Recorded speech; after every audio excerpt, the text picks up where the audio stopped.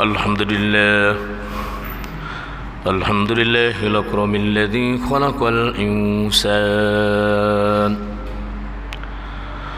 وكرم وعلمه من البيان ما لم يعلم فسبحان الذي لا يحصى امتنانه باللسان ولا بالقلم ونشهد أن لا إله إلا الله وحده لا شريك له ولا جد له ولا ند له ولا مثل له ولا شبيه له ولا نزير له ولا وزير له ونشهد أن سيدنا وسندنا وحبيبنا وطبيبنا وطبيب قلوبنا ومولانا محمدا عبده ورسوله الذي أرسل الله تعالى بالحق بشيرا ونذيرا وداعيا إلى الله بإذنه وسراجا منيرا فقد قال الله تعالى في كلامه المجيد والفرقان الحميد সকলেই আমার সাথে হৃদয় নিংড়ানো ভালোবাসা দিয়ে বলেন আউযু বিল্লাহি মিনাশ শাইতানির রাজীম বিসমিল্লাহির রহমানির রহিম ومن يشاقق الرسول من بعد ما تبين له الهدى ويتبع غير سبيل المؤمنين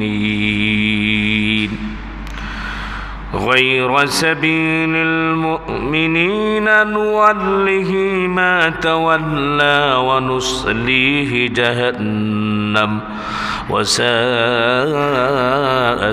مصيرا وقد جاء في الحديث قال النبي رسول الله صلى الله عليه وسلم من صام رمضان ثم اتبعه ستا من شوال كان كصيام الدهر كله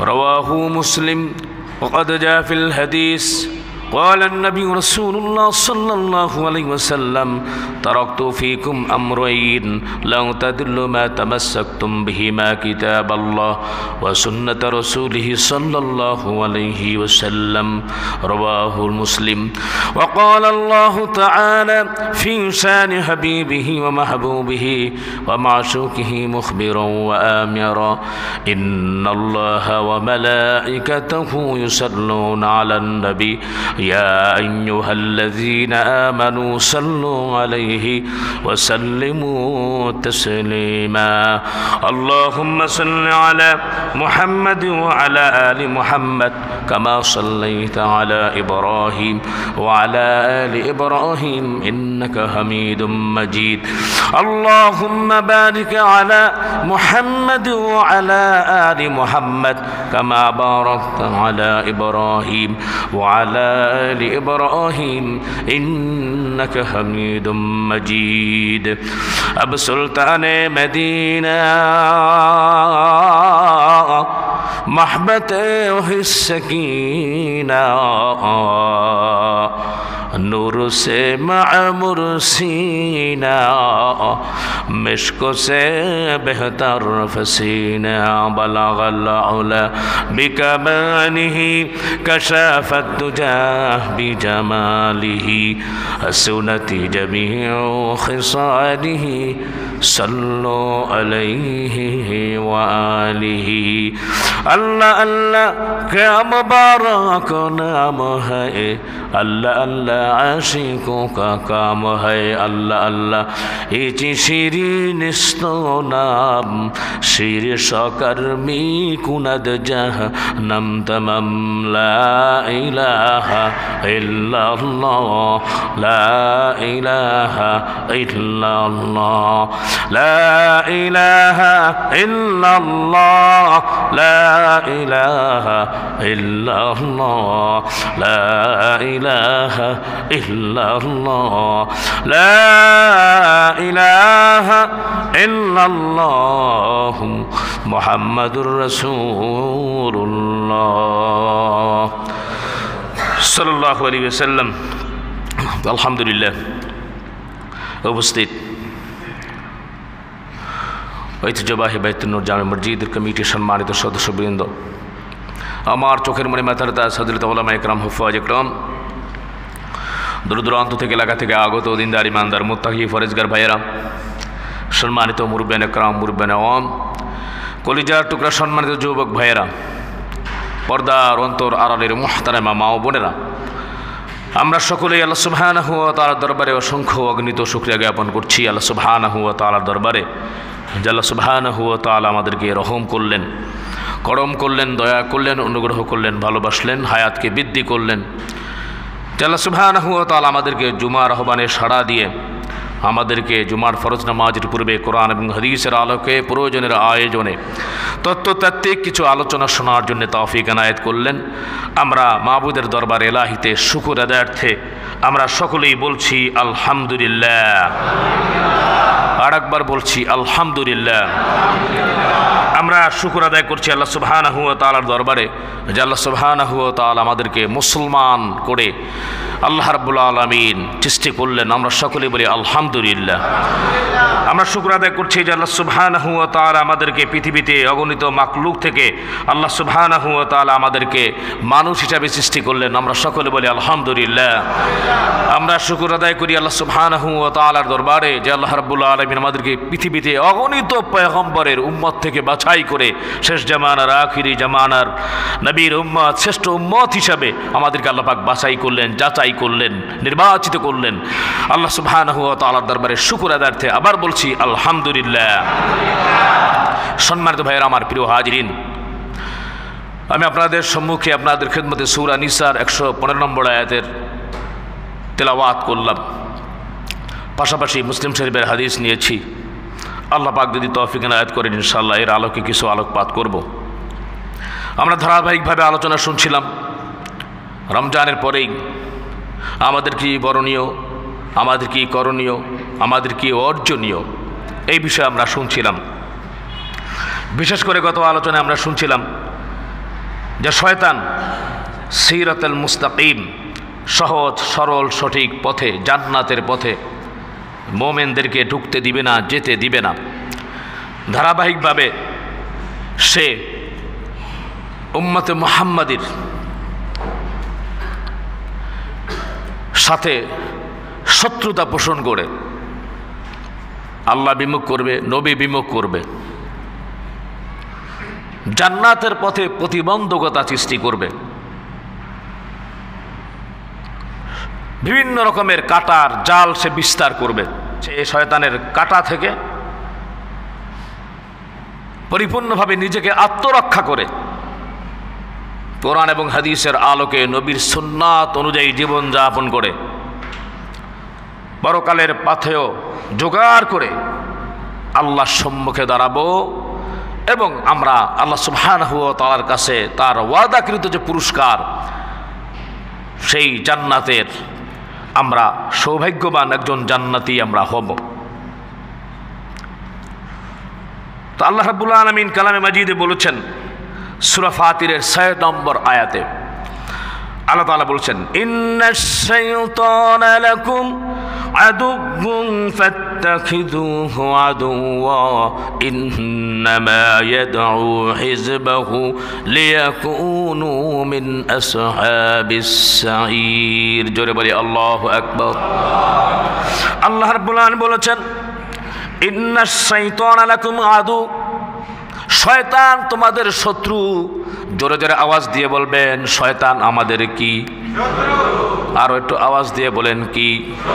আল্লাহ তাআলা নিজে বলছেন, ফাত্তাখিযুহু আদুওয়া, শয়তানকে তোমরা শত্রু হিসাবেই তোমরা যাচাই করে বাছাই করে নাও। শয়তান তোমাদের শত্রু, ফাত্তাখিযুহু আদুওয়া, শয়তান হিসাবেই, এই শত্রু হিসাবেই তাকে গ্রহণ করো। বলেন নাউযুবিল্লাহ। আল্লাহ তাআলা বলছেন, ইন্নামা ইয়াদউ হিজবাহু লিয়াকুনু মিন আসহাবিস সাঈর, সে তার দলবলকে ডাকে কোন দিকে ডাকে? গুনাহের দিকে, জাহান্নামের দিকে, পাপাচারের দিকে, অনাচারের দিকে, অত্যাচারের দিকে, জুলুমের দিকে।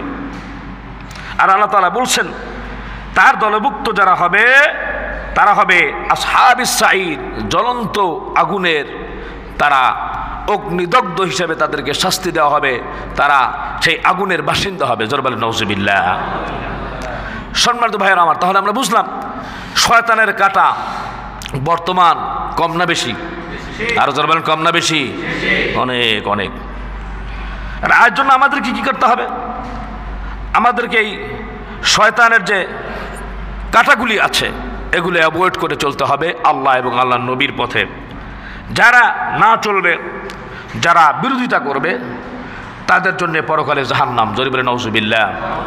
আজকে যে আয়াতটি নিয়েছি সূরা নিসার 115 নম্বর আয়াতের ভিতরে আল্লাহ তাআলা বলছেন, ওয়ামান ইউশাকিকির রাসূল মিন বা'দি মা তাবায়্যানা লাহুল হুদা ওয়া يتبع غير سبيل المؤمنين نوله ما تولى ونصليه جهنم وساءت مصيرا। জোরে বলি আল্লাহু আকবার। আল্লাহ রাব্বুল আলামিন বলেছেন ওয়ামান ইউশাকিকির রাসূল মিন বা'দি মা তাবায়্যানা লাহুল হুদা, সত্য প্রকাশিত হওয়ার পরে, সত্য উন্মোচিত হওয়ার পরে যারা এরকম ভাবে রাসূলের বিরোধিতা করবে, মুমিনের পথ বাদ দিয়ে ভিন্ন পথ তারা অনুসরণ করবে, ওয়াত্তাবি গায়রা সাবিলিল মুমিনিন নুওয়াল্লিহি মা তাওয়াল্লা ওয়া নুসলিহি জাহান্নাম, যারা অনুসরণ করবে আমি তাকে সে পথেই ফেরাবো যে পথে সে যেতে চায়, আর তাকে জাহান্নামের মধ্যে দগ্ধ করব। ওয়াসাআত মাসীরা, কতই না নিকৃষ্টতম জায়গা হচ্ছে সেটি। বলেন নাউজুবিল্লাহ। ব্যাপারটা বুঝতে পারছেন তো? খুব মনোযোগ দিয়ে শুনতে হবে। তাহলে আমরা কোন পথে আছি? আল্লাহ তাআলা কিন্তু নিজে বলছেন যারা সত্য পথ প্রকাশিত হওয়ার পরে মুমিনের পথ থেকে, আল্লাহ রাসূলের পথ থেকে, আল্লাহর পথ থেকে যারা লাঞ্ছিত হবে, আল্লাহ রাব্বুল আলামিন তাদেরকে সে পথে নেবেন। ওয়াসাআত মাসীরা, সেই জায়গাটা হচ্ছে জাহান্নামের পথ, নিকৃষ্ট পথ। জোরে বলেন নাউজুবিল্লাহ। সম্মানিত ভাইয়েরা আমার, দৃষ্টি আকর্ষণ করলাম কেন? তার কারণ রয়েছে। আমরা এমন একটা সময় অতিবাহিত করছি যেই সময়ের মধ্যে মুসলমানরা সব থেকে নির্যাতিত, নিষ্পেষিত, অবহেলিত, বঞ্চিত সারা পৃথিবীর ভিতরে। ইসরায়েল যেমনিভাবে জুলুম করতেছে, অত্যাচার করতেছে, সেই ইসরায়েলের আপন ভাই হিসাবে এখন ভারত শুরু করছে। ঠিক না বেটি করে বলেন? মুসলমানদেরকে অত্যাচারের স্টিম রোলার চালাইতেছে, নামাজ পড়তে দিচ্ছে না, মসজিদগুলো ভেঙে দিচ্ছে। তাদের ওয়াকফ একটা সম্পদ ছিল, যে সেই ওয়াকফ আইন তারা বাতিল করার জন্য ষড়যন্ত্রে লিপ্ত হয়েছে। তার মানে মুসলমানদের যতগুলি সম্পদ আছে, যেগুলো আছে, তার মসজিদ মাদ্রাসা যা কিছু আছে, এগুলো সরকারের আওতাভুক্ত করে নিয়ে মসজিদ ভেঙে ওই জায়গায় মন্দির নির্মাণ করবে। বলে নাউজুবিল্লাহ।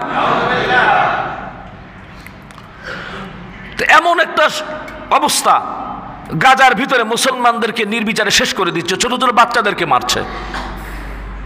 চিন্তা করার বিষয়। কারণ কি ভাই? কি কারণ? আল্লাহ কি নাই? আওয়াজ দিয়ে নাই? আবাবিল পাখিও আছে। আব্রাহা যখন ধ্বংস করতে আসছিল, আবাবিল পাখি কঙ্কর নিক্ষেপ করার কারণে সে হাতিওয়ালা হস্তি বাহিনীদেরকে চিবানো ভুসির মতো করে দিয়েছে। নমরুদের সেই নমরুদকে যে মশা, তাও একটা ল্যাংড়া মশা, সেই মশা কি এখন নাই? কি বলেন আছে না নাই? আছে। বদরের প্রান্তরে আল্লাহ রাব্বুল আলামিন সাহায্য করেছিলেন ফেরেশতা দিয়ে। ফেরেশতা কি নাই? আছে। বুঝলাম না ভাই, আগে এমন একটা অবস্থা ছিল, আল্লাহ পাকের একজন বান্দা শুধু সাজদা দিয়েছে, সাজদা, সাথে সাথে আল্লাহ সুবহানাহু ওয়া তাআলা আসমানি সেই ফয়সালা এমনভাবে নির্ধারণ করেছেন, রহমতের বারিধারা বর্ষণ করেছেন। বলেন সুবহানাল্লাহ। তা আমরা কি হয়ে গেলাম ভাই? খেয়াল করতে হবে, খুব সজাগ, খুব সজাগ। আল্লাহ তাআলা কালামে মাজিদে বলছেন, ওয়া কানা হাক্কান আলাইনা নাসরুল মুমিনিন, মুমিনদেরকে সাহায্য করা আল্লাহ পাকের হক হয়ে যায়। আল্লাহ পাকের রেসপন্সিবিলিটি হয়ে যায়, দায়িত্ব হয়ে যায় মোমেনদেরকে সাহায্য করা। তার কি অবস্থা হলো পৃথিবীর ভাই? এত কান্না করলাম, এত কিছু করলাম, এত বলতেছি, কেন আমাদের দোয়া কবুল হচ্ছে না? তার কারণটা কি? অথচ এটি তো হওয়ার কথা ছিল না। আমরা শ্রেষ্ঠ উম্মত, শ্রেষ্ঠ জাতি এই পৃথিবীর ভিতরে, শ্রেষ্ঠ নবীর উম্মত আমরা, যে উম্মত জান্নাতে না যাওয়া পর্যন্ত অন্য কোনো উম্মত জান্নাতে যেতে পারবে না। বনি ইসরাইল মুসা আলাইহিস সালামের সময় আল্লাহ রাব্বুল আলামিন মুসা আলাইহিস সালামের সামনে অনেক মুজিজা প্রকাশ করেছেন, অনেক মুসা আলাইহিস সালামের সাথে আল্লাহ রাব্বুল আলামিন কথা বলেছিলেন। উন্মুক্ত মরুময় মাঠে সকলে একত্রিত হলো। আল্লাহ রাব্বুল আলামিনের কাছে বলতেছে, ও আল্লাহ, আয় মাবুদ, প্রচন্ড খরতাপ, আয় আল্লাহ দুর্ভিক্ষ, আপনি আসমান থেকে রহমতের বাড়ি দ্বারা বর্ষণ করেন। আল্লাহ রাব্বুল আলামিন বললেন, একজন নাফরমান ওই জায়গায় আছে তোমার এই মজলিসের মধ্যে, সেই মজলিস থেকে না সরা পর্যন্ত আমি তোমাদের কোনো দোয়া মঞ্জুর করব না। আল্লাহ বললেন। খানিকক্ষণ পরে দেখা গেল পয়গম্বর বলতেছে, এখানে কি নাফরমান আছো, বের হয়ে যাও, তোমার জন্য আমরা আল্লাহর পক্ষ থেকে রহমতের বাড়িধারা বৃষ্টি পাচ্ছি না, তুমি বের হয়ে যাও এখান থেকে, নয়তো আমার মুখ থেকে তুমি শুনো না তোমার নাম, আল্লাহ পাক ওহীর মাধ্যমে বলে দিলে তুমি বের হয়ে যাও। যেই লোকটা নাফরমান ছিল তার কলিজার ভিতরে কথাটি এমনভাবে বিদ্ধ হলো, সে বুঝতে পারছে। ওই সময় তাৎক্ষণিক দাঁড়ায়া সে তওবা করছে আল্লাহর কাছে বলল, চোখের পানিগুলি ফেলে দুই হাতটা চোখের উপর দিয়ে কেউ যেন না দেখে, সকলে তো তাহলে তাকে মার করে ফেলবে, সেই এরকম অপরাধী। আল্লাহর কাছে বলছে, ও আল্লাহ, আমি তওবা করলাম, জীবনে আর কোনোদিন নাফরমানি করব না, ও আল্লাহ আমাকে ক্ষমা করে দাও। কিছুক্ষণ পরে দেখা গেল আসমানগুলি এমনভাবে কালো হয়ে গেল, আল্লাহ রাব্বুল আলামিন মেঘ বর্ষণ করলেন। বলেন সুবহানাল্লাহ। উম্মতের সামনে মুসা আলাইহিস সালামের প্রেস্টিজ পাংচার। জনগণে কয়, তুমি কি কইলা, কি আল্লাহর নবী তুমি কি কইলা, হইলটা কি? কই পানি তো বন্ধ হয় না, আল্লাহ তো পানি দিয়ে দিছে। মুসা আলাইহিস সালাম প্রশ্ন করলো, আল্লাহ কি করলা তুমি? জনগণের সামনে আমি তো বলেছি একজন নাফরমান ছিল, তুমি পানি দিবাও না, আবার দিয়ে বৃষ্টি বর্ষণ করলা, তো আমার মান সম্মান ইজ্জত এখানে থাকে? আল্লাহ তাআলা বললেন, মুসা, যার জন্য আমি বৃষ্টি বর্ষণ বন্ধ করে দিয়েছিলাম তার জন্য আমি আবার বৃষ্টি বর্ষণ করেছি। বলেন সুবহানাল্লাহ।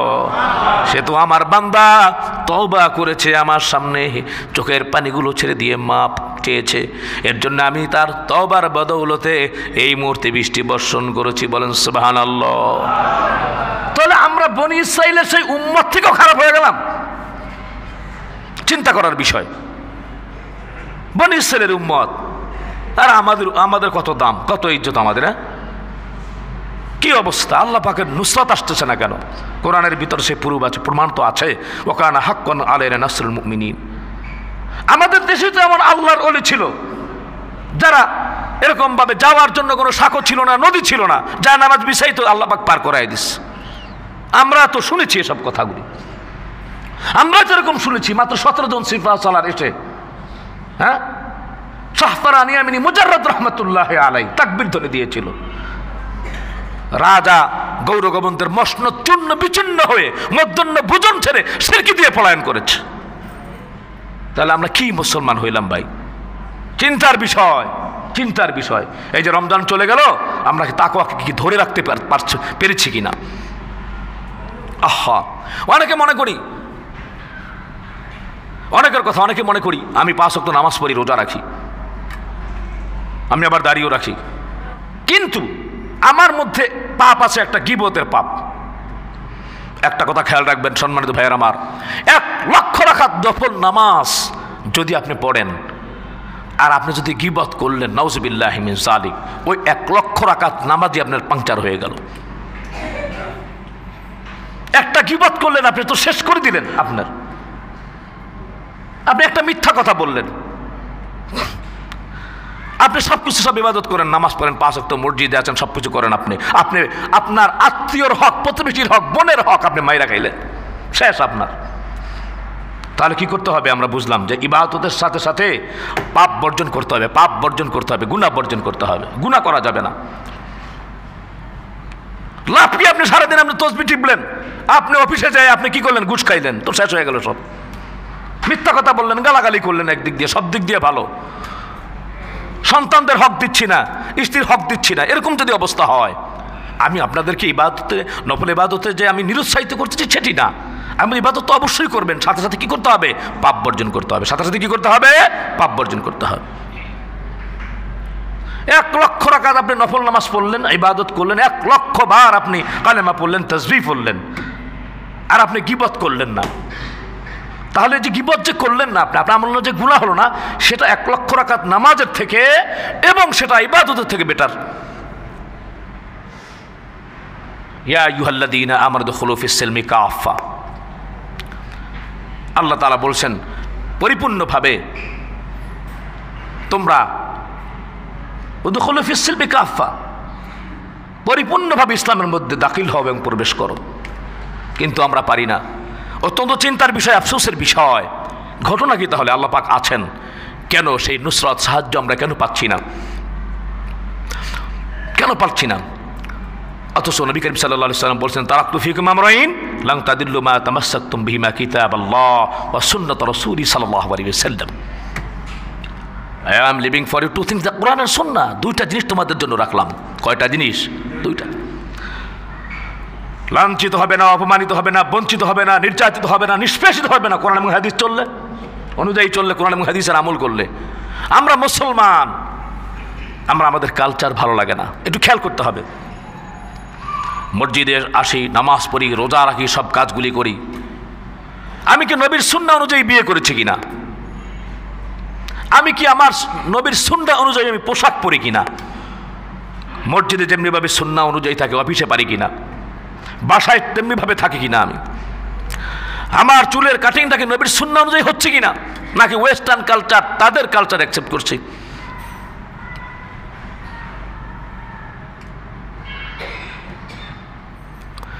আমরা মুসলমান হইয়া মুসলমানদের কালচার আমরা কেমন জানি আমার লজ্জা লাগে আমাদের।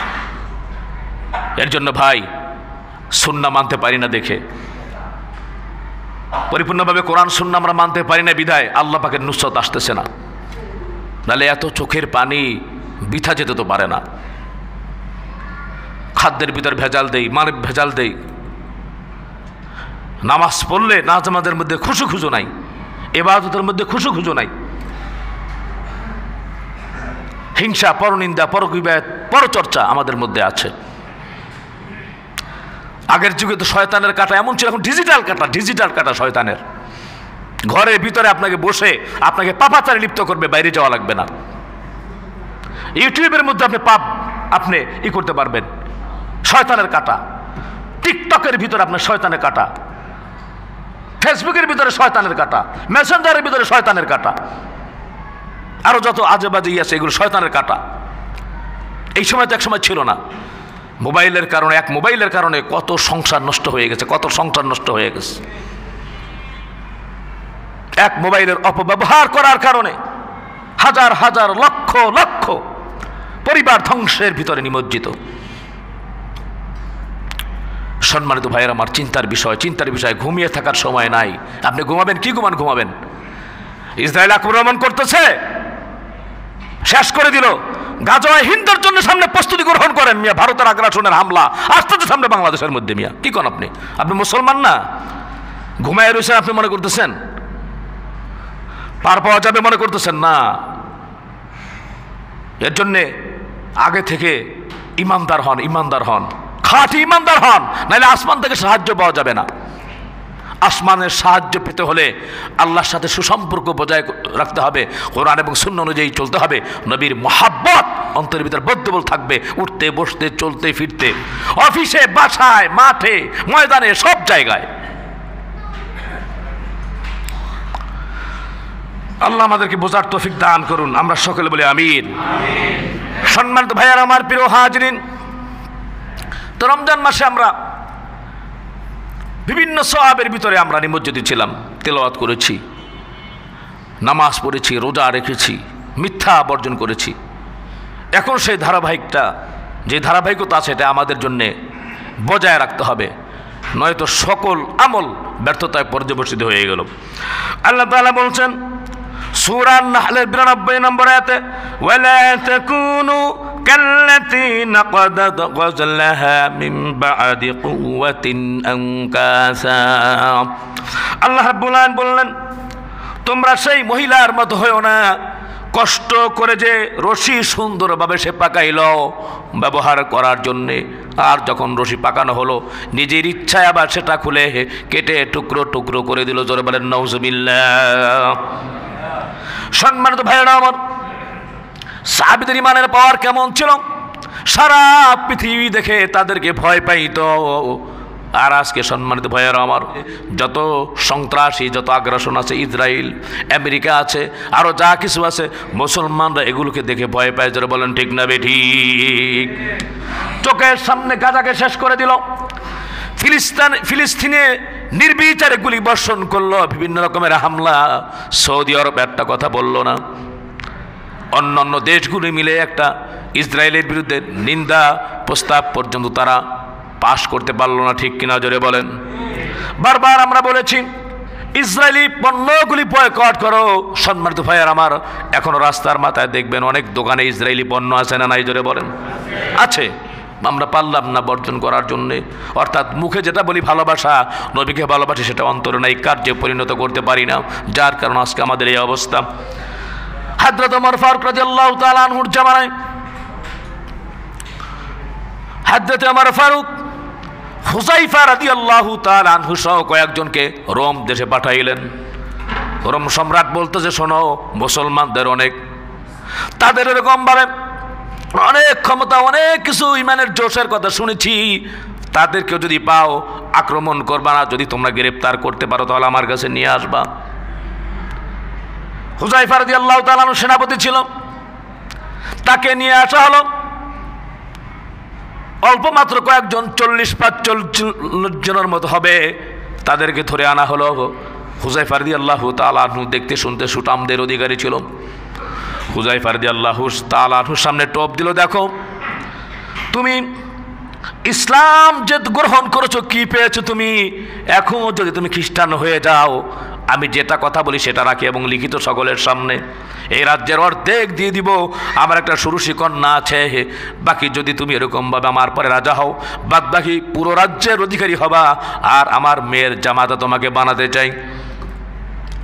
হুযায়ফা রাদিয়াল্লাহু তাআলা আনহু আঘাত খাওয়া বাগের নাই, রাগে অগ্নি শর্মা হয়ে বলতে লাগলো, আরে বেয়াকুব, সারা পৃথিবী দিলেও আমি আমার ঈমান নামক যে সম্পদ অর্জন করেছি সেটা কখনো বিক্রি করবো না। জোরে বলেন সুবহানাল্লাহ। রাগ হয়ে গেল, এত বড় স্পর্ধা, আমার লোকজনের সামনে আমাকে অপমান, এই ধর সব কয়টাকে ধর। এরপরে 1 দিন 2 দিন 3 দিন, অনেক দিন হয়ে যায়, চোখের সামনে মদ দিল, মদ আর শুকরের গোস্ত। বিপদে পড়লে এগুলো খাওয়া হতো, জায়েজ আছে যান বাঁচানোর জন্য। কয়েকজন এরকম ভাবে ডাক্তার একত্রিত করলো, বলা হলো তোমরা খেয়াল রাখবা, যখন দুনিয়া থেকে বিদায় হয়ে যাবে, এমনটি যখন অবস্থা হবে আমাকে খবর দিবা। এখন একজন এসে খবর দিল বাদশাকে যে এখন যদি তাদেরকে খাবার না দেওয়া হয়, মৃত্যুর সাথে আলিঙ্গন করতেছে, দুনিয়া থেকে তারা বিদায় হয়ে যাবে। হযরত হুযায়ফা রাদিয়াল্লাহু তাআলা আনহুর সামনে যখন আনা হলো, একটা লাথি মারলো চারিদিকে, নিয়ে যা এখান থেকে বেটা। ওরা কিং কর্তব্য বিমূঢ় হয়ে গেল, আশ্চর্য হয়ে গেল, এই মুহূর্তে তারা দুনিয়া থেকে বিদায় হয়ে যাবে এমন অবস্থা। এত শক্তি তারা পাইল কোথায়? এটা ইমানি শক্তি। এটা কিসের শক্তি? ভাই ওদেরকে নিয়ে আসো তাড়াতাড়ি এখানে। এত বড় সাহস! সারিবদ্ধভাবে সকলে দাঁড়িয়ে আছেন, চোখের সামনে টকবক করে তেলের ড্যাগ, তেল এরকম টকবক করতেছে, গরম তেল। হুযায়ফা রাদিয়াল্লাহু তাআলা আনহুর সামনে পিছনে একজন বলছে, হুযায়ফাকে ছাড়া, সেনাপতিকে ছাড়া, একজন এখান থেকে তেলের ড্যাগের ভিতরে ফালাও। ফালানোর সাথে সাথে কই মাছের মতো ভাজা হয়ে এরকমভাবে ওই লোকটা উল্টানো পাল্টানো শুরু হয়ে গেল তেলের ডেকচির ভিতরে। তাকে ফেলে দেওয়া হলো। হুযায়ফা রাদিয়াল্লাহু তাআলা আনহু চোখের পানিগুলি গড় গড় করে পড়তেছে। এইবার বাচ্চা খুব খুশি মনে হয়, ভয় পাইছে।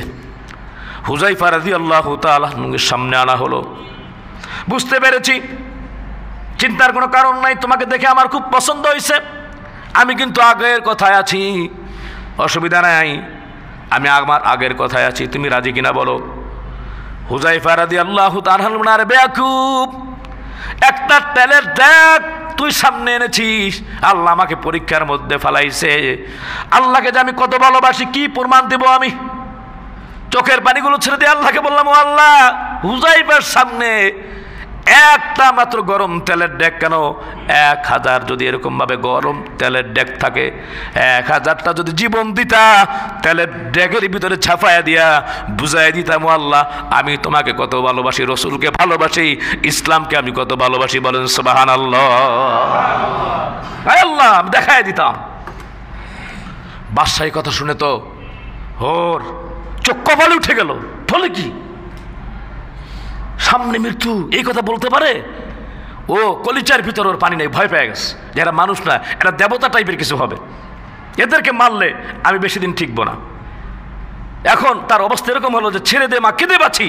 তাড়াতাড়ি তার সিপাহসালার যে সেনাবাহিনীর চিফ প্রধান বললো যে তাড়াতাড়ি সসম্মানে ইজ্জতে তাড়াতাড়ি তাদেরকে পার করে দাও, পার করে দাও। বলেন সুবহানাল্লাহ। কি ঈমান ছিল, কি ঈমান! আর আমরা তো সেই ওয়েস্টার্ন কালচারের সুন্দরী নারীর ভিতরে পড়ে আছি আমরা, আমাদের ঈমান নষ্ট। বাংলাদেশের ভিতরে দেখে দেখবেন পর্দা পর্দা কিছু আছে, হ্যাঁ। এরপরে আমেরিকা যখন চলে যায়, নিউ ইয়র্ক যখন চলে যায়, 1/3 কাপড় আর তার গায়ে থাকে না, তখন তাকে আর বাঙালি মনে হয় না, মুসলমান মনে হয় না, তাকে মনে হয় সেজন্য ল্যাটিন আমেরিকার বাসিন্দা। ঠিক কিনা বলেন না? ভুল বলেছি আমি? তো মুসলমান আমরা, এই মুসলমান, এই ঈমান নিয়ে আমরা সুন্নতের আমল নাই, কিচ্ছু নাই। শয়তানের এক একটা কাটায় ফিতনার জামানা ভাই, আমাদেরকে সতর্ক থাকতে হবে, নিজে জাহান্নামের আগুন থেকে বাঁচতে হবে, নিজের হাল পরিজনকেও বাঁচাতে হবে। আহা, সেই ঈমান আমাদের ভিতর নাই দেখেই তো আজকে আমাদের এই অবস্থা। কথার ভিতরে মিথ্যা, নামাজের ভিতরে খুশি খুশি নাই। তাওরাতের ভিতরে আছে যেই দিন যে ইহুদিদের কিতাবের ভিতরেও আছে, যেই দিন মুসলমানরা জুমার নামাজের মুসল্লি আর ফজরের নামাজের মুসল্লি এক হয়ে যাবে, আসমান থেকে সাহায্য আসা শুরু হয়ে যাবে। কই জুমায় আপনারা যারা আসছেন, যে যেখানেই থাকেন ঢাকা শহর, কই আমরা ফজরের সময় তো এত মুসল্লি পাই না, কি বলেন ঠিক কিনা? আল্লাহ আমাদেরকে বোঝার তৌফিক দান করেন, আমরা বলি আমিন। তাহলে আমরা বুঝলাম আল্লাহ তাআলা বলছেন, ওয়ালা তাকুনু কাল্লাতী নাকাদাত গজলাহা মিন বাদি কুওয়াতিন আনকাসা।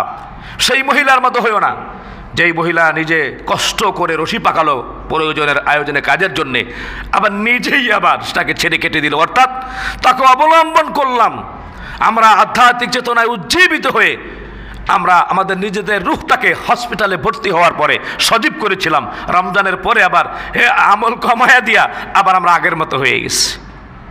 রমজানের সময় ফজরের নামাজ পড়েছি, এশার নামাজ পড়েছি, কিয়ামুল লাইল করেছি, এখন আর আগের মতো আর আসি না, আর ভালো লাগে না, এমনটা যেন না হয়। সম্মানিত ভাইয়েরা আমার, আল্লাহর কাছে বেশি বেশি করে দোয়া করব, ও আল্লাহ হেদায়েতের পথ থেকে আমাদেরকে সরাইয়া দিও না গো আল্লাহ। কারণ ভাইয়ের আমার বড় ভয় হয়, আল্লাহ রাব্বুল আলামিন কেন যে দোয়া কবুল করে না।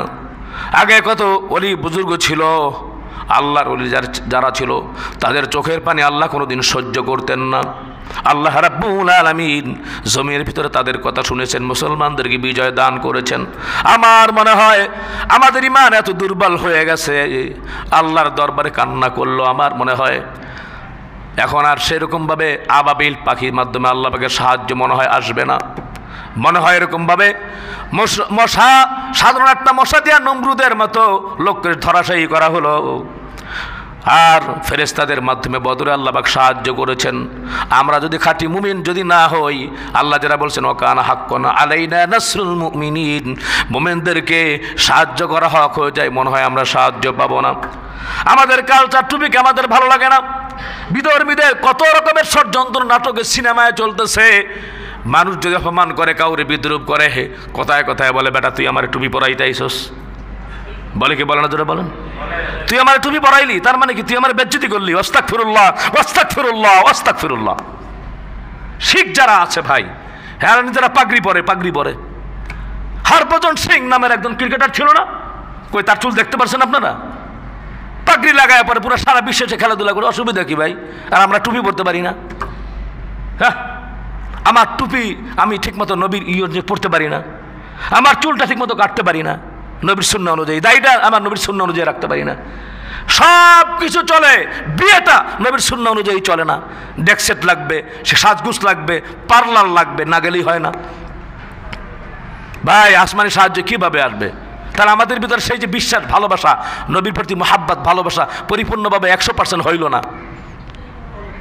সব দিকে আমরা ভালো হয়ে যাই, আমরা পাপ বর্জন করে দিই, পাপ বর্জন করি, পাপ বর্জন করি, মিথ্যা বর্জন করি, মানুষের হক আমরা মেরে না খাই, আত্মীয় স্বজনের হক আমরা না মারি, প্রতিষ্ঠানের হক না মারি, যে যে প্রতিষ্ঠানে আছি সে হক না মারি, হক ঠিক মতো আদায় করি। একদিক দিয়ে বেতন পায়, আর একদিক দিয়ে এরকমভাবে হ্যাঁ ওই যে চামচা রাখে দুই একজন, বুঝেন তো ভাই, কাজ করাইতে তো ভাই এমনি আর হয় না, টাকা পয়সা কিছু না দিলে কি আর হয় ভাই? কোন এরকম কয় 50 লাখ, 2 লাখ, 3 লাখ, 4 লাখ খায়, অথচ সরকারি বেতন সে পায়। এই যে লিপ্সা, এই যে লোভ, এই লোভ বর্জন করতে হবে, হারাম বর্জন করতে হবে ভাই। হারামের শরীর দিয়ে আল্লাহর কাছে চোখের পানি কান্না করলে কোনো লাভ নেই, কোনো ফায়দা নেই। এজন্য নুসরাত সাহায্য কেন আসতেছে না? সে সময় তো সাহায্য এসেছিল। একজন বুজুর্গ ব্যক্তি, তার শরীর স্বাস্থ্য তেমন বেশি ভালো না, গোলাম ছিল, সকলের সাথে একত্রিত বসছে, শুধু আল্লাহর কাছে বলছে, ও আল্লাহ, এই মুহূর্তে তুমি রহমতের বাড়ি দ্বারা আসমান থেকে বর্ষণ করো, না হলে মাথা উঠাবো না। লোকটা খুনখুন্না গোলাম, ঠিক না, দেখতে ভালো না, দেখতে ভালো না। তো বলার সাথে সাথে আব্দুল্লাহ ইবনে মুবারক উপর দিকে তাকায় দেখলেন, হ্যাঁ হ্যাঁ অবস্থা কি? সাথে সাথে আল্লাহ বিন্দু বিন্দু বৃষ্টি বর্ষণ করে দিলেন। বলেন সুবহানাল্লাহ। আরে কাঠুরিয়া ছিল, কাঠুরিয়া, কাঠ কাটতো, কাঠ কাঠ। এক লোক, এক ভদ্রলোক নামাজ পড়তেছে, তো নামাজের পরে এরকম ভাবে নিচের লাকড়ি লাকড়ি সামনে রাইখা নামাজ পড়বে, এরকম গায়ে তেমন সুবিধা কিছু ভালো না, অজু টজু করে নামাজ পড়ার জন্য রেডি, নামাজ পড়তেছে। তো মাঝখানে আজরাইল এসে হাজির। বলে সুবহানাল্লাহ। আজরাইল এসে পরিচয় দিয়েছে, বলে আপনার পরিচয় কি? বলে আমি তো আজরাইল, ফেরেশতা। ফেরেশতা বলছে, আপনি জান কবজের জন্য আসছেন, আমাকে আর 2 রাকাত নামাজ পড়তে দেন। তো যদি তার সময় হইতো, আর কি সময় পাওয়া যাবে? আজরাইল কি সময় দিবে? দিবে না। বলছে, আপনি নামাজ পড়েন, আজকে জান কবজের জন্য আসি নাই, আপনার সাক্ষাতে আসছি, আপনার ব্যাপারে আসমানে কথাবার্তা হয়, আপনার সাথে মহাব্বতের সাক্ষাৎ, জান কবজের সাক্ষাৎ না। বলি সুবহানাল্লাহ। ফেরেশতা এসে দেখা করে গেছে, দেখা করে গেছে আল্লাহর বান্দাদের সাথে। হ্যাঁ, আর আমরা কেমন হইলাম? আমরা কেমন হইলাম? তো কারামতের মাধ্যমে যে সে ব্যাপারটা এরকম না। অনেক খ্রিস্টান, ইহুদি, নাসারা আছে এরকমভাবে, তারা বিভিন্ন রকমের হ্যাঁ ওই যে ফু দিলে ডিম গরম হয়ে যায়, আসমান থেকে উড়ে, এটা না। একবার জুনায়েদ বাগদাদী রহমতুল্লাহ আলাই, তার কাছে একজন শিষ্য, প্রায় 10 বছর হবে তার খেদমতে। তো সে যাইতেছে, বলল আফসোস করে যে যা নিতে আসছিলাম তা পাইলাম না, এর জন্য বড় নিরাশ হয়ে চলে যাই। তো জুনায়েদ বাগদাদী রহমতুল্লাহ আলাই বলছেন, সে বলো কি আক্ষেপ তোমার, কি নিরাশ হয়ে চলে যাচ্ছ তুমি? 10টা বছর আপনার সাথে থাকলাম, কই কোনো কেরামত তো দেখলাম না, কোনো কেরামত দেখলাম না। আল্লাহর ওলি হওয়া, আল্লাহর খাস প্রিয় ব্যক্তিত্ব হওয়া মানে এটা না যে আমি ফু দিমু আর লাইট জ্বলবো আর ডিম গরম হবে। হ্যাঁ, জাদুকররা তো চোখের ভেলকি দিকে অনেক কিছু পারে, এর জন্য সে কি আল্লাহর ওলি না। জুনায়েদ বাগদাদী রহমতুল্লাহ আলাইহি বলছে, এই কথা, আচ্ছা তুমি আমার কাছে বসো, আমি তোমার জবাবটা দেই। আচ্ছা তুমি যে 10 বছরে ছিলা, আমাকে কখনো ফরজ পরিত্যাগ করতে দেখছো? বলে না হুজুর। সুন্নত? বলে না। মুস্তাহাব? বলে না। কখনো কার হক মেরে খেয়েছি? বলে না। বলে এর থেকে জীবন্ত কারামত আমার কাছে আর নাই। ওই লোকটা ভুল বুঝতে পারলো যে আল্লাহওয়ালা হয়ে নেকিওয়ালা হইতে হইলে কেরামত লাগবে, এরকম কিছু না। আল্লাহ পাকের কাছে প্রিয় ব্যক্তিত্ব হওয়ার জন্য তাকওয়া দরকার, মুত্তাকি দরকার, ফরেজগার দরকার, যে শয়তানের কাঁটাকে উপেক্ষা করে একেবারে সিরাতুল মুস্তাকিম, এই পথে সে সহজ সরল সঠিক পথে চলে। এর জন্য ভাই ফিতনা কিন্তু এখন নবী করিম সাল্লাল্লাহু আলাইহি ওয়াসাল্লাম বলেছেন, মান তামাসসাকা বিসুন্নতি ইনদা ফাসাদি উম্মতি ফালাহু আজরুন ইয়াতাশাহিদ। উম্মতের উপরে ফিতনা ফাসাদ আসিবে যখন ঘোর, শত শহীদের সওয়াব মিলিবে, ধরিলে সুন্নাত মোর বলি সুবহানাল্লাহ। নবীর মুহাব্বত অন্তরে নাই, মুখে আছে। নবীরে ভালোবাসি কিন্তু সুন্নতের অনুসরণ করি না। খাবারের ভিতর আমার সুন্নত নাই, নবীর মুহাব্বত নাই। ব্যবসার ভিতর নবীর সুন্নত নাই। চলনে বলনে উঠতে বসতে আমার নবীর সুন্নত নাই। যদি থাকে ফিতনা ফাসাদ যেরকম কঠিন, সওয়াব এরকম কঠিন। 100 শহীদের সওয়াব আল্লাহ রাব্বুল আলামিন একটা সুন্নাত মানার কারণে দিয়ে দিবেন, বলেন সুবহানাল্লাহ। তার জন্য আল্লাহর কাছে বেশি বেশি করে দোয়া করবেন, ও আল্লাহ তেমনিভাবে তাকওয়া অর্জন করলাম, অন্তরটাকে বেঁকা বানায় দিও না। কত মানুষ এরকমভাবে বেঁকা হয়ে গেছে, ইসলাম থেকে দূরে সরে জীবনটা তার নষ্ট হয়ে গেছে। আল্লাহর কাছে বেশি বেশি করে দোয়া করবেন। আমার সাথে সাথে বলেন, রব্বানা লা তুযিগ কুলুবানা বা'দা ইয হাদাইতানা ওয়া হাব লানা মিন লাদুনকা রাহমা ইন্নাকা আনতাল ওয়াহ্হাব। আমার সাথে সাথে আবার বলেন, রব্বানা লা তুযিগ কুলুবানা বা'দা ইয হাদাইতানা ওয়া হাব লানা মিন লাদুনকা রাহমা ইন্নাকা আনতাল ওয়াহ্হাব। রব্বানা লা তুযিগ কুলুবানা বা'দা ইয হাদাইতানা। আল্লাহ হেদায়েতের পথে চলার পরে, প্রদর্শন করার পরে আল্লাহ তাআলা আমাদেরকে, আমার অন্তরটাকে আবার বেঁকা বানায় দিও না। কারণ যদি ভুল পথে চলি আল্লাহ তাআলা বেঁকা করে দিতে পারেন। আল্লাহ বেঁকা করে দিও না। আয় মাবুদ ওয়া হাব লানা মিন লাদুনকা রাহমা, আমাদের জন্য তোমার রহমত বর্ষণ করো। ইন্নাকা আনতাল ওয়াহ্হাব, আর তুমি তো মহাদাতা। বেশি বেশি করে এই দোয়াটা আমাদের পড়া লাগবে। আমলের সাথে সাথে আল্লাহ পাক কবুল করেন, আমরা বলি আমিন। বড়ই হতাশা। খেয়াল করতে হবে তাহলে কি কারণে আমাদেরকে নুসরত আসে না, সাহায্য আসে না, কারণটা কি? এই ঈমান নিয়ে আমরা গাজওয়ায়ে হিন্দের মোকাবেলা করতে পারবো না। এই ঈমান নিয়ে, এই চেতনা নিয়ে, এই আমল নিয়ে আমরা কিছুই করতে পারবো না। একবার লাশ হয়ে যাবে, লাশ হয়ে যাব। তাদের ঈমানি চেতনা ছিল, নামাজ ছিল, জিকির ছিল, কোরআন তেলাওয়াত ছিল, হারাম ছিল না। তারা হারাম বর্জন করেছে। আজকে আমাদের বের হলেই হারাম হারাম। আপন খালাতো ভাই, আপন ফুফাতো বোন, আপন চাচাতো ভাই, ভাবি ভাবি ভাবি ভাবির সাথে দেখা দেওয়া হারাম, এটা জানি না আমরা। এটা আমরা বুঝি না। অনেক পরিবার এরকম আছে, এই তুমি তোমার দেওরকে খাবার দিলা না। আর আমরা এইসব কথা বললে বলে হুজুররা সেকেলে 2 নম্বরই কথা বলতেছে, বলে নওজুবিল্লাহ। সেই দিন বুঝে আসবে যখন ফেরেশতারা কান ধরে জিজ্ঞেস করবে, এখানে কেন আসলি? আলাম ইয়াতিকুম নাযীর, ভীতি প্রদর্শনকারী আসে নাই? তখন আপনারা বলবেন, হ্যাঁ ক্বালু বালা ক্বাদ জাআনা নাযীর ফাকাযযাবনা ওয়া কুল্লা মা নাযালাল্লাহু মিন শাই। হুজুররা ফাও কথা বলছে, আল্লাহ এগুলো বলে নাই, বলেন নাউজুবিল্লাহ। আমাদেরকে সর্বোপরিভাবে গুনাহ বর্জন করতে হবে আর ঠিকমতো চলতে হবে। ভাইয়ারা আমার, সম্মানিত ভাইয়ারা আমার, রমজান মাসের ভিতরে কোরআন তেলাওয়াত বেশি করেছিলাম, এখন কোরআন তেলাওয়াত কম করি। আল্লাহ রাব্বুল আলামিন, সম্মানিত ভাইয়ার আমার, তিনি বলেছেন কিয়ামতের ময়দানে আল্লাহর নবী মামলা দায়ের করবেন আমাদের বিরুদ্ধে। ওয়াকালার রাসূলু ইয়া রাব্বি ইন্না কওমি ইত্তাখাযু হাযাল কুরআনা মাহজুরা। রাসূল বলবেন, হে আমার প্রতিপালক, আমার জাতির লোকেরা এই কোরআনকে পরিত্যক্ত গণ্য করেছিল। জোরে বলেন নাউজুবিল্লাহ। কোরআন কয়জনে কোরআন সহি করে করতে পারি? অথচ কোরআনের ওয়াদা আছে, ইকরাউল কোরআন ফাইন্নাহু ইয়াতি ইয়াউমাল কিয়ামাতি শাফিআন লিসহাবি। কোরআন সুপারিশ করে কোরআনের পাঠককে জান্নাতে পৌঁছে দেবে, বলি সুবহানাল্লাহ। সম্মানিত ভাইয়েরা আমার,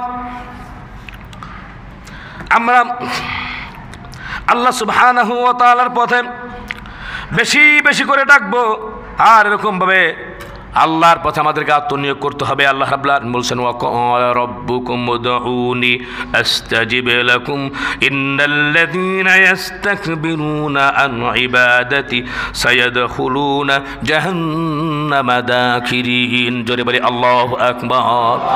তাকওয়া ধরে রাখতে হলে বেশি বেশি করে আল্লাহ রাব্বুল আলামিনকে স্মরণ করেন, উঠতে বসতে চলতে ফিরতে একটা মুহূর্ত যেন এমনিভাবে আপনার আল্লাহর ডাক ছাড়া, আল্লাহর স্মরণ ছাড়া যেন আপনার না যায়। আল্লাহ তাআলা বলছেন, যদি আমাকে ডাকো আস্তাজিব লাকুম, আমি আল্লাহ তাআলা তোমাদেরকে সাড়া দিব, বলেন সুবহানাল্লাহ। কিন্তু ডাকার মতো ডাকতে হবে, ডাকার মতো ডাকতে হবে। সম্মানিত ভাইয়েরা আমার, প্রিয় হাজিরিন, সন্তানের কাটা সামনে থাকবে, পিছনে থাকবে, উপরে থাকবে, এই কাঁটাকে উপেক্ষা করে চলতে হবে। যেই কাঁটাগুলোর নাম বললাম ভাইয়ের আমার, শয়তান বিগোর কাঁটা, মেসেঞ্জারের কাঁটা, ইউটিউবের কাঁটা, ফেসবুকের কাঁটা, মেসেঞ্জারের কাঁটা, টেলিভিশনে মুভির কাঁটা, নাটকের কাঁটা, বেপরদার কাঁটা, আছে না নাই? আছে। বেজার হইতেছেন আপনারা? হ্যাঁ, এই কাঁটাগুলি আছে। এই কাঁটাগুলি উপেক্ষা করে হ্যাঁ আমাদেরকে চলতে হবে, যেহেতু আমরা জানি শয়তান আমাদের কি, চলে বলেন, শয়তান আমাদের কি? শত্রু। শয়তান তো চায় না আপনি আমি জান্নাতি হই। এর জন্য শয়তান আল্লাহ তাআলার কাছে বলছিলাম, সুম্মা লাআতিয়ান্নাহুম মিন বাইনি আইদিহিম ওয়া মিন খালফিহিম ওয়া আন আইমানিহিম ওয়া আন শামাইলিহিম ওয়া লা তাজিদু আকসারাহুম শাকিরিন। আমি ডান দিক থেকে, পিছন দিক থেকে, উপরে, সব জায়গায় আমি খালি কুমন্ত্রণা দিব, জাল বিস্তার করব।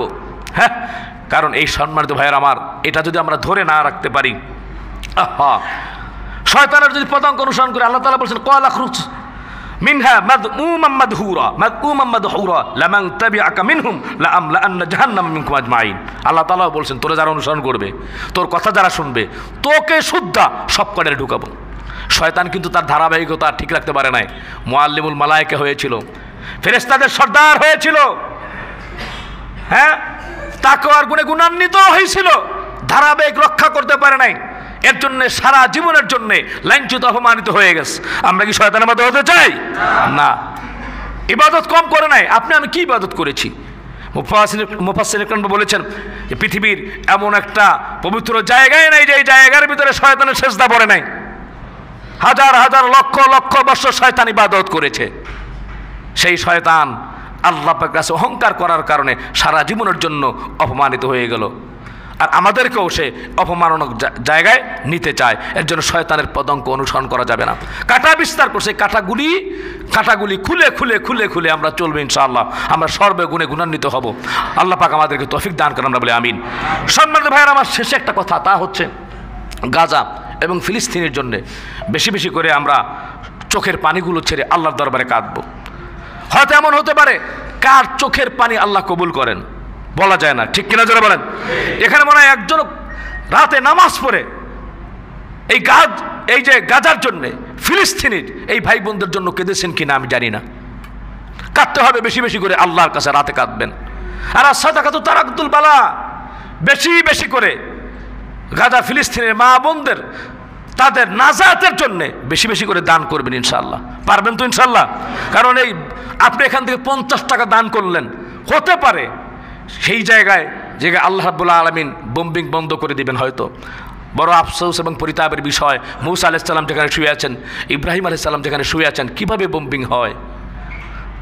অগণিত পয়গম্বরদের জায়গা সেখানে ভাই, ফিলিস্তিন, যেখানে বাইতুল মুকাদ্দাস, নবী করিম সাল্লাল্লাহু আলাইহি ওয়াসাল্লাম তার ইমামতিতে পিছনে লক্ষাধিক পয়গম্বর নামাজ পড়েছেন মেরাজে যাওয়ার সময়। এত পবিত্র জায়গায় কি কারণে? আপনার আমার ইমানের দুর্বলতার কারণে। এমনভাবে আমরা বলতে পারি না, আল্লাহর কাছে আনতে পারি না। এজন্য সর্বোপরি নামাজের সাথে সাথে ভাই সমস্ত কাজগুলি আল্লাহ এবং আল্লাহ নবীর সন্তুষ্টি অনুযায়ী করতে হবে ইনশাআল্লাহ। নাহলে যে আয়াত আজকে নিয়েছি, ওয়া ইউশাকির রাসূল মিন বাদি মা তাবায়্যানা লাহুল হুদা ওয়া ইয়াত্তাবি গায়রা সাবিলিল মুমিনিন নুওয়াল্লিহি মা তাওয়াল্লা ওয়া নুসলি জাহান্নাম ওয়া সাআত মাসীরা। সত্য প্রকাশিত হওয়ার পরে আপনারা একটা সকলে জবাব দিবেন, 1 তলা 2 তলা 3 তলা 4 তলা 5 তলা। আমরা যে মুসলমান, কোরআন কি সত্য না মিথ্যা? যারা বলেন সত্য না মিথ্যা? ইসলাম ধর্ম সত্য না মিথ্যা? নবী সত্য না মিথ্যা? আল্লাহ সত্য না মিথ্যা? এই সত্য প্রকাশ পাওয়ার পরেও যারা হেদায়েতের পথে চলবে না, যারা উল্টা পথে চলবে, আল্লাহ বলছেন ওই পথে নিমু তাদেরকে, তাদের জায়গা জাহান্নাম। বলেন নাউজুবিল্লাহ। আল্লাহ আমাদেরকে বুঝে শুনে অনুধাবন করে সত্যের পথে শয়তানের কাঁটাকে উপেক্ষা করে চলার তৌফিক দান করেন, আমরা বলি আমিন।